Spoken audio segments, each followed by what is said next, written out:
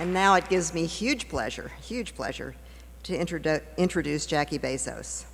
Jackie has said that she loves the intersection between a big idea and passion. She says that's the sweet spot for philanthropy. For the Bezos Family Foundation, that sweet spot is education, from birth or from the earliest years up through high school. Jackie and Mike co-founded the foundation in 2000. And their big idea is an early learning nation. And you, here, we all together, are the first state that's becoming an early learning state. So it's a particular pleasure to be here.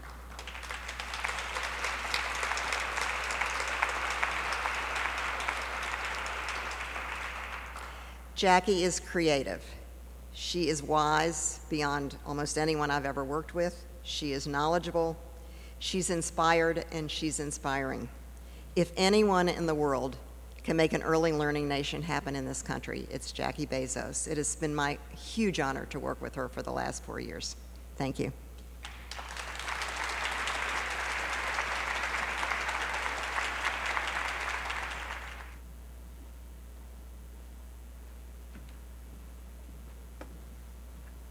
I am truly humbled to be here in New Hampshire, in a room packed with people that really want to make a difference and just don't want to, they're going to.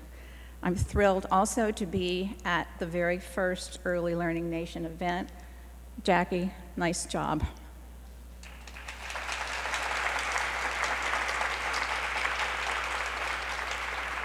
I want to take you on a short journey, or at least the description will be short. The journey was not quite so short.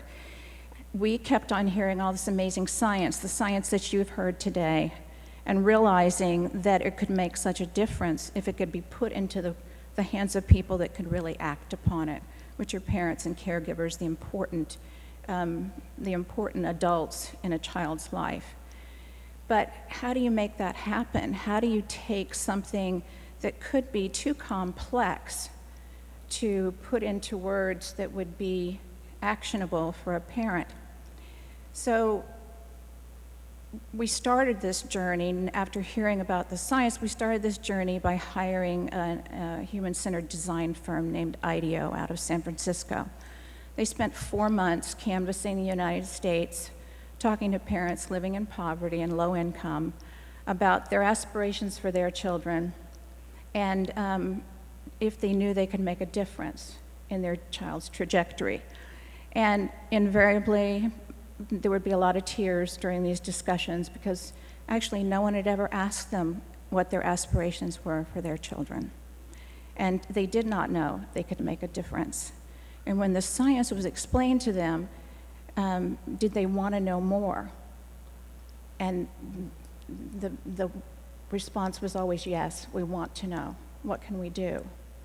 So with this knowledge, we went back and decided that we would try to form an advisory group of scientists. 3 of them you've heard from today. Thank you, Kathy, Pat, Ellen.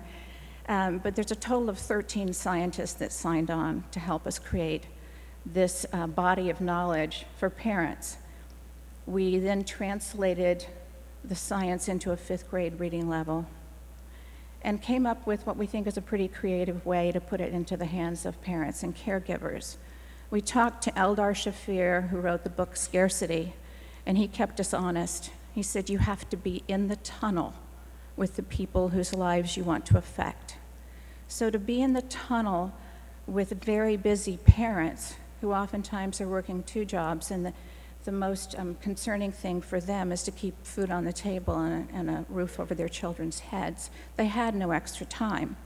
They had no extra money.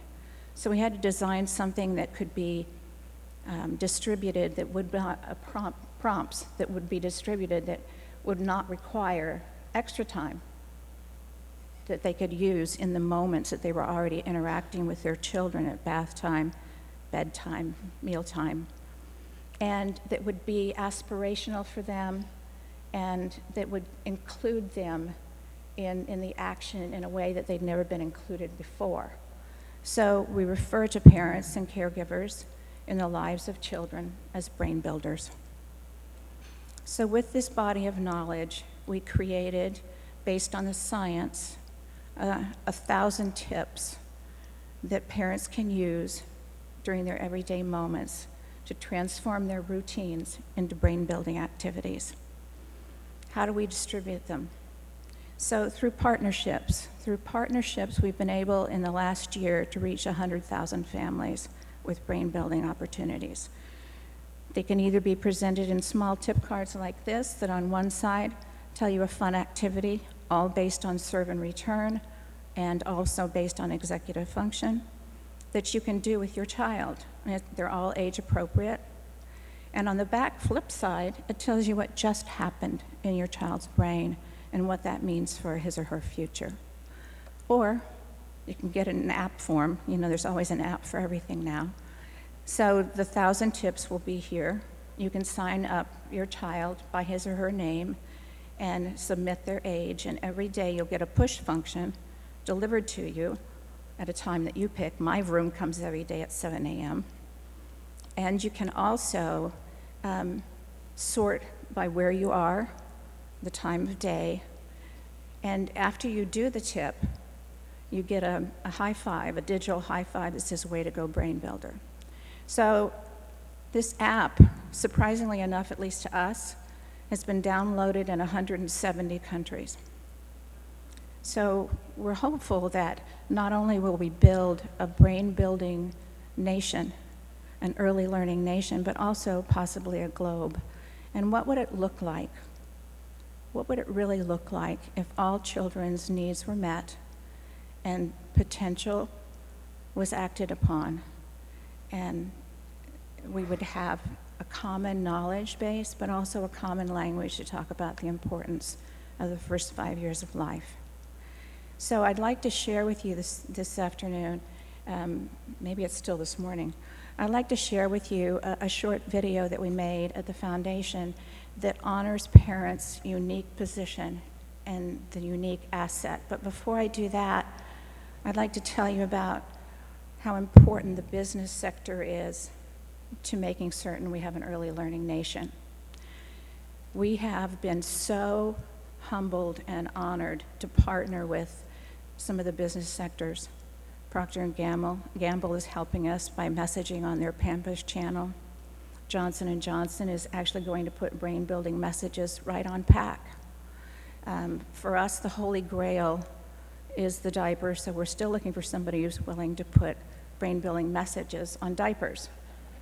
So if you know anybody that might be interested in this, there's 8,000 diaper changes during the first 3 years of life. That's 8,000 brain-building opportunities. We're partnering with Univision to be able to bring right on the television set brain-building moments for parents. Everything we have is translated into Spanish, and everything we've done is free, downloadable on the website, and so you can make your own tip cards, or you can order them at cost. And I think you'll see when you watch this video how important the brain science is to parents. Thank you.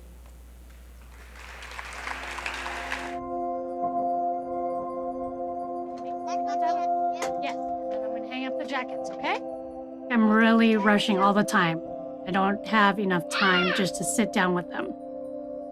Being a full-time mom and having a full-time job, it's not easy. I always worry, am I doing enough with my kids? Am I doing the important stuff that they need?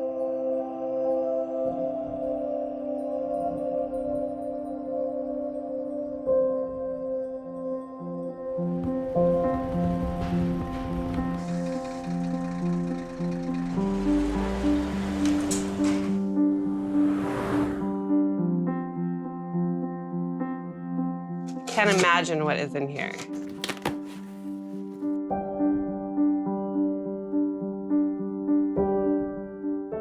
It feels really powerful. You guys.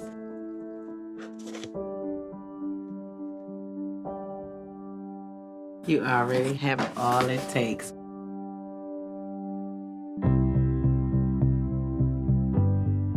Maybe I just didn't look at it that way because I always want better. Do you put your feet in them? No. No? I know that I can do it. Which one is rough? This one. It's amazing the little things that we do. We don't even realize we're teaching our kids. You did it, Mom. Yay! Good job. You don't really think of brain development at that young of an age, you know, when you're 3 months old. No, it's you.